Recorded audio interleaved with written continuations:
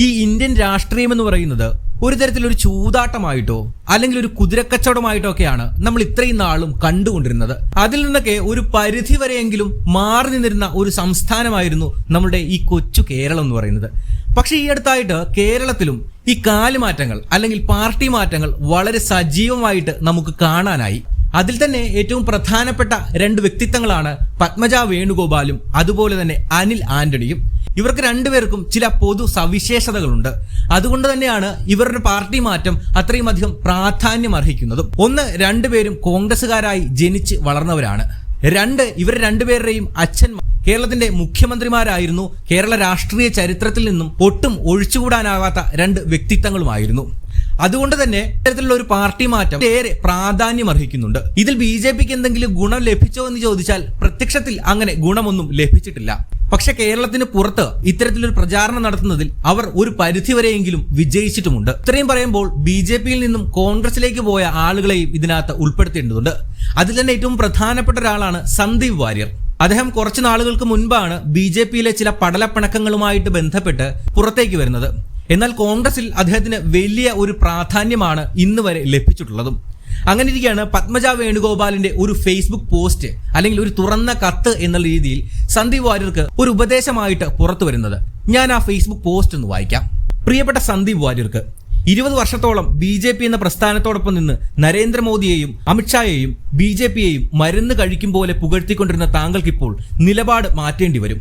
കാരണം താങ്കൾ ഇപ്പോൾ നിൽക്കുന്നത് കോൺഗ്രസ് പാളയത്തിലാണ്. പക്ഷെ തികച്ചും അന്തസ്സോ നിലവാരമോ ഇല്ലാത്ത പ്രസ്താവനകൾ നടത്താൻ താങ്കൾക്ക് ഇപ്പോൾ കഴിയുന്നത് കോൺഗ്രസ് കൂടാരത്തിലായതുകൊണ്ട് മാത്രമാകും. നിങ്ങളെ കോൺഗ്രസിലെ റീൽസ് ഷോ നേതാക്കൾ തോളിൽ കൈയിട്ട് കൊണ്ടുനടക്കുന്നത് സന്ദീപ് വാര്യരുടെ രാഷ്ട്രീയ ഭാവി ഉയർത്താനോ ഉന്നമനത്തിനോ ഒന്നുമല്ല. വരാൻ പോകുന്ന നിയമസഭാ തെരഞ്ഞെടുപ്പ് വരെ ഇങ്ങനെ തോളിൽ കൈയിട്ട് നടക്കും. നിയമസഭാ തെരഞ്ഞെടുപ്പ് കഴിഞ്ഞാൽ കറിവേപ്പില പോലെ എടുത്ത് പുറത്തും കളയും. ഒരു സഹോദരനോട് പറയുന്ന വാക്കുകളായി താങ്കൾ ഇത് കരുതിയാൽ മതി. രാഷ്ട്രീയ പ്രവർത്തനത്തിലെ ജനാധിപത്യ മര്യാദയും അന്തസ്സുമാണ് നിങ്ങൾ വാക്കുകൾ കൊണ്ട് നശിപ്പിക്കുന്നത്. കോൺഗ്രസ് താങ്കളെ കൊണ്ട് ചുടുചോർ വാരിക്കുകയാണ്. നിലവിലെ ഷോ നേതാക്കളുടെ കരുനീക്കങ്ങൾക്ക് ബലിയാടാകുന്ന സന്ദീപ് വാര്യരോട് എനിക്ക് സഹതാപം മാത്രമാണുള്ളത്. BJPയിൽ നിന്നുകൊണ്ട് എല്ലാ ആനുകൂല്യങ്ങളും സ്വന്തമാക്കി അതിരൂക്ഷമായി രാഹുൽ ഗാന്ധിയെയും കോൺഗ്രസിനെയും വിമർശിച്ചുകൊണ്ടിരുന്ന ഒരാൾക്ക് ഇത്തരത്തിൽ യൂട്ടേൺ അടിക്കുമ്പോൾ ഉളുപ്പ് തോന്നില്ലേ എന്ന് മാത്രമേ ചോദിക്കാനുള്ളൂ. പിന്നെ എന്റെ കാര്യം പറഞ്ഞാൽ ഞാൻ ജനിച്ചു വീണത് തന്നെ കോൺഗ്രസ് എന്ന പ്രസ്ഥാനത്തിലാണ്. ഈ പാർട്ടിയിലെ ഒട്ടുമിക്ക ആളുകളുടെയും തനിനിറം നല്ലതുപോലെ മനസ്സിലാക്കിയിട്ടുള്ള ഞാൻ ആ പാർട്ടി വിട്ട് പുറത്തു വന്നതിന് ശേഷവും വിമർശനങ്ങളിൽ മാന്യത കാണിച്ചിട്ടുണ്ട്. ഒരാൾക്കെതിരെയും വ്യക്തിഹത്യ നടത്താൻ BJP എന്ന പ്രസ്ഥാനം എന്നെ നിർബന്ധിച്ചിട്ടില്ല. പലരെയും കുറിച്ച് പലതും പറയാനുണ്ട്. പക്ഷെ ഞാൻ കാണിക്കുന്ന സംയമനത്തെ എന്റെ ദൗർബല്യമായി ആരും കാണരുത്. കോൺഗ്രസിൽ വെളുക്കെ ചിരിച്ചു നടക്കുന്ന പല നേതാക്കന്മാരുടെയും മുഖം മൂടി വലിച്ചു കീറാൻ പാകത്തിനുള്ള തെളിവുകൾ എന്റെ പക്കലുണ്ട്. പൊതുമണ്ഡലത്തിൽ നിൽക്കുന്ന എന്റെ ഉത്തരവാദിത്തങ്ങളെ കുറിച്ച് എനിക്ക് ബോധ്യമുണ്ട്. സന്ദീപിന് പക്ഷെ അതില്ല. ഇത്രയുമാണ് പത്മജ വേണുഗോപാൽ പോസ്റ്റ് ചെയ്തിരിക്കുന്നത്. ഇതിൽ പത്മജ പറഞ്ഞ പല കാര്യങ്ങളും സത്യം തന്നെയാണ്. കാരണം അവർ കോൺഗ്രസ് വിട്ട് BJPയിലേക്ക് എത്തിയിട്ട് പോലും കോൺഗ്രസിലെ നേതാക്കന്മാരെ വ്യക്തിഹത്യ നടത്തുന്ന രീതിയിലുള്ള പരാമർശങ്ങളൊന്നും അധികമാരും കണ്ടിട്ടില്ല. പക്ഷെ സന്ദീപ് വാര്യരുടെ കാര്യത്തിലേക്ക് എത്തുമ്പോൾ അതിൽ നിന്നും വ്യത്യസ്തമായിട്ടുള്ള ചില നിലപാടുകളാണ് അദ്ദേഹത്തിൽ നിന്ന് നമുക്ക് കാണാൻ സാധിച്ചിട്ടുള്ളത്. ഏറ്റവും അവസാനമായിട്ട് അഡ്വക്കേറ്റ് B ഗോപാലകൃഷ്ണനുമായിട്ട് ഒരു ചർച്ചയ്ക്കിടെ ഉണ്ടായ വാക്ക് തർക്കം അവസാനം ശാരീരികമായിട്ട് കൈകാര്യം ചെയ്യും എന്ന തരത്തിലേക്ക് വരെ വെല്ലുവിളികൾ എത്തിയിരുന്നു. അങ്ങനെ ഇരിക്കെയാണ് ഇന്നലെ BJP പുതിയ ഒരു ടീമിനെ പ്രഖ്യാപിക്കുന്നത്. ഇതിന് തൊട്ടു പിന്നാലെ പത്മജ വേണുഗോപാലിന്റെ ഫേസ്ബുക്ക് പോസ്റ്റ് ഷെയർ ചെയ്തുകൊണ്ട് സന്ദീപ് വാര്യർ ഇങ്ങനെ എഴുതി: പ്രിയപ്പെട്ട പത്മജ ചേച്ചിക്ക് കത്ത് കിട്ടി. ചേച്ചിക്ക് സുഖമാണെന്ന് വിശ്വസിക്കുന്നു. പുതിയ സംസ്ഥാന ഭാരവാഹി പട്ടികയിൽ ചേച്ചി ഉണ്ടാകുമെന്നാണ് ഞാൻ പ്രതീക്ഷിച്ചത്. കേരളത്തിലെ ജനങ്ങൾക്കിടയിൽ നിന്നുള്ള രാഷ്ട്രീയ പ്രവർത്തനമായിരുന്നു താല്പര്യമെങ്കിൽ തീർച്ചയായും സംസ്ഥാന ഭാരവാഹിത്വം അത്യാവശ്യമായിരുന്നു. ചേച്ചിക്ക് കേന്ദ്ര പദവികളാണ് താല്പര്യമെങ്കിൽ പണ്ട് UDF ഭരണകാലത്ത് KTDC ചെയർപേഴ്സൺ ആയതുപോലെ രാഷ്ട്രീയ പദവി ഇല്ലെങ്കിലും കുഴപ്പമൊന്നുമില്ല. അങ്ങനെ ഒരു പദവി ചേച്ചിക്ക് കിട്ടട്ടെ എന്ന് ഗുരുവായൂരപ്പനോട് പ്രാർത്ഥിക്കുന്നു. ജനങ്ങളുടെ പ്രശ്നങ്ങളിൽ ഇടപെടേണ്ട കാര്യമില്ല എന്ന് കരുതി ചേച്ചിയെ പോലെ മാറി നിൽക്കാൻ എനിക്ക് കഴിയില്ല എന്നുള്ളതാണ് പ്രശ്നം.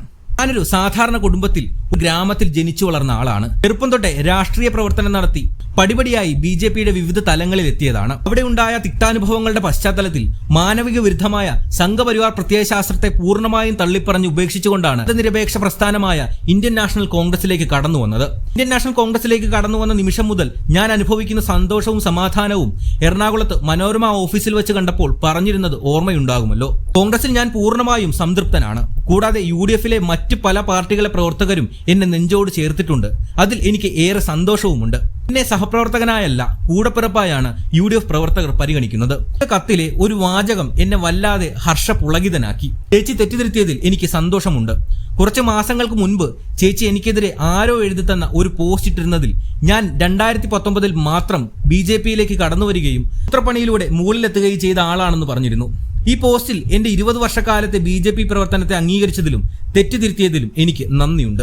കോൺഗ്രസിൽ വന്നതിന് ശേഷം കോൺഗ്രസിന്റെ എല്ലാ പരിപാടികളിലും സമരത്തിലും തെരഞ്ഞെടുപ്പ് പ്രചരണങ്ങളിലും മുന്നിൽ നിന്നിട്ടുണ്ട്. പിണറായി സർക്കാരിന്റെ ജനവിരുദ്ധ നയങ്ങൾക്കെതിരെ യൂത്ത് കോൺഗ്രസ് നടത്തുന്ന പോരാട്ടങ്ങളിൽ പ്രവർത്തകർക്കൊപ്പം നിലകൊള്ളാൻ കഴിഞ്ഞതിൽ എനിക്ക് അഭിമാനമുണ്ട്. ചേച്ചിയുടെ ഒരു കാര്യം ചോദിക്കട്ടെ. ഒരു വർഷക്കാലത്തിലധികമായി BJP അംഗമായി ചേച്ചി. സംസ്ഥാന സർക്കാരിനെതിരായ ഒരു സമരത്തിലെങ്കിലും പങ്കെടുത്ത് ജലപീരങ്കിയിൽ നിന്നും ഒരു തുള്ളി വെള്ളമെങ്കിലും ദേഹത്ത് വീണിട്ടുണ്ടോ?